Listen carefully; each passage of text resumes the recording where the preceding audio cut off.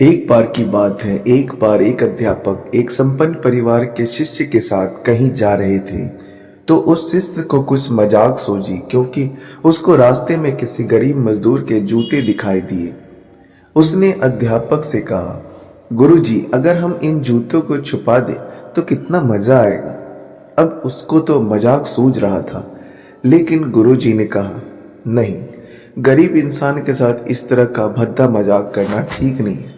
उसने कहा, क्यों नहीं, हम इन जूतों में कुछ सिक्के डाल दें और देखें कि इस गरीब मजदूर पर इसका क्या प्रभाव पड़ता है।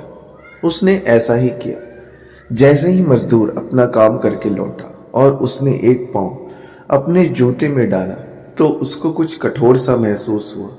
उसने अंदर हाथ डाला तो उसको कुछ सिक्के दिखाई दिए।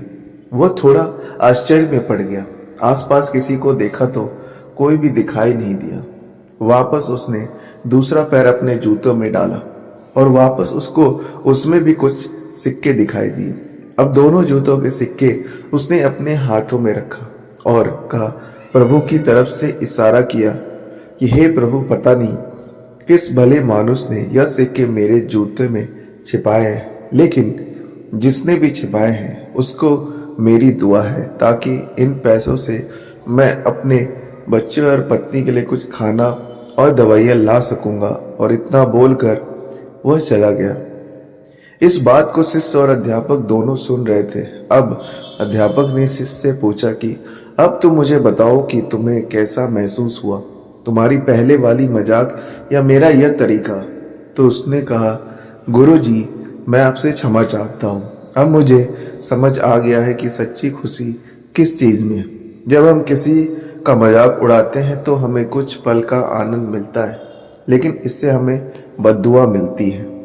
लेकिन अगर हम किसी की मुश्किल परिस्थिति में मदद करते हैं और जिसकी भी हम मदद करते हैं उसको भी नहीं पता कि हम उसकी मदद की है, लेकिन अंदर ही अंदर हमें पता है कि हमने उस इंसान की मदद की है, यही सच्ची खुशी है। और जब हम दूसरों को खुशी देते हैं तो हमें सच्ची खुशी मिलती है। तो दान करते रहिए, जितने भी आप काबिल हों, जितना भी आप कर सके दान करें, लेकिन दान जरूर करें। इसका मतलब यह नहीं कि आपको कंपलसरी है या अनिवार्य रूप से इतने रुपए ही करने चाहिए, क्योंकि हर किसी की जरूरत अलग अलग हो सकती है। अगर आप किसी को पैसे का दान नहीं कर सकते तो कम से कम चीजों का दान तो कर ही सकते हैं।